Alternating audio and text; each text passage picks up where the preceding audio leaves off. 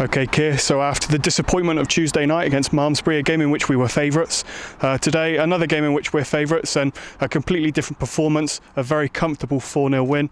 You must be absolutely delighted with that. Yeah, chalk and cheese. Like I said to you, not highest on the priority list. The Floodlit Cup, got some boys minutes, got to rest a couple of my more important players who play a lot of minutes, so they were fresher today, and it's paid off.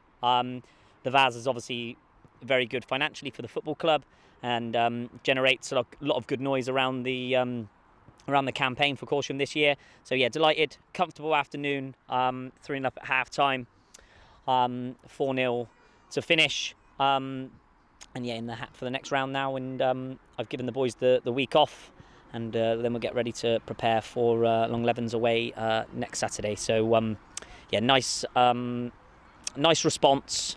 Good attitude, and I think anyone who was here today would say that we were more than good value for 4, maybe 5, 6 on another day. So that was really pleasing. 4 different goal scorers, rotated the squad, and that's with obviously 2 big players in Pitty and Neeks who are cup tied, and our talisman for recent years, Higgs, who's going to probably be on the sideline for a month or 2 now.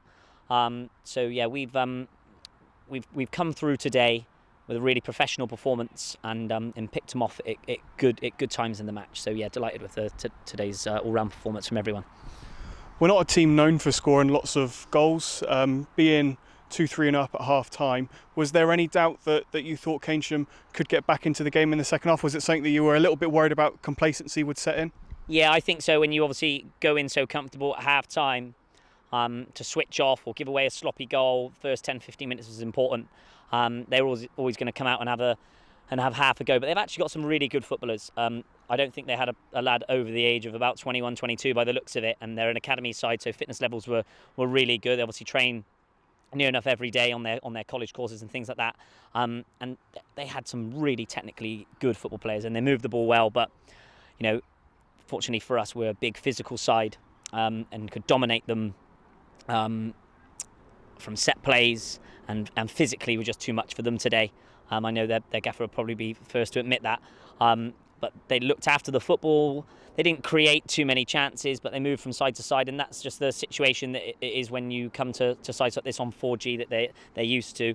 So that's our third 4G game in a row now on Saturdays. Nice to get back to some grass next week, and back to league action. So yeah, comfortable day, as I said, guarded against complacency second half, and picked them off at the perfect opportunity towards the end to make it 4-0 to put the game beyond any doubt for us. Talking of complacency, last season when we went to Long 11s, our next opponents, we went 3-1 up before finishing the game 3-3. How important is that away trip going to be next Saturday for our challenge in the top 4? Yeah, and when we played them at home, we were 2-1 up and ended up losing 3-2, so slight bogey team for us.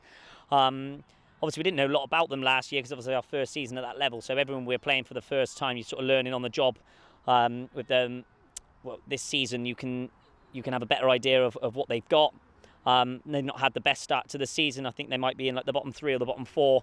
They're not to be underestimated. I think it's really important this year that we make sure that we're up for the big games as much as we are for the ones that are down the bottom, and make sure we're professional and exactly like we were today.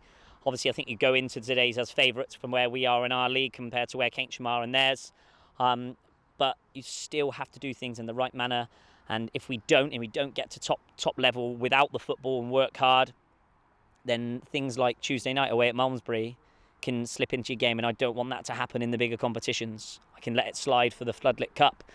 But when we're coming into big Vase games or important league fixtures, then I think it's just really important that everyone knows what's at stake, getting through to the next round and making sure that we're in the fight for top 3 or top 4 this season. I think that this season's league is way more competitive than last year. I think there's probably 9 or 10 teams that could still get into that top 3 or 4.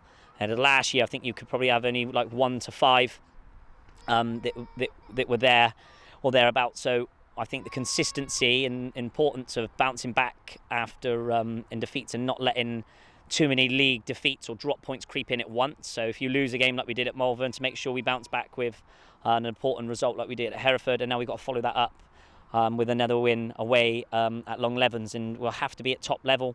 They've had some really good results over the course of the season, but obviously just lacking that spark they had last year.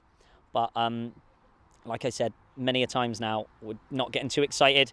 Don't plaster it all over social media when we win a game of football, and don't get too down in the dumps and think that the season's done and dusted when we lose a game. Just got to keep putting as many points on the board, and around Christmas time, see where we are and just keep plugging away. Hopefully have another good draw in the Vase, and we continue our good run and a good start to the season in the league, because there will be teams in and around us that will be dropping points all the time, and it's just important that we just keep ourselves in the mix for as long as possible.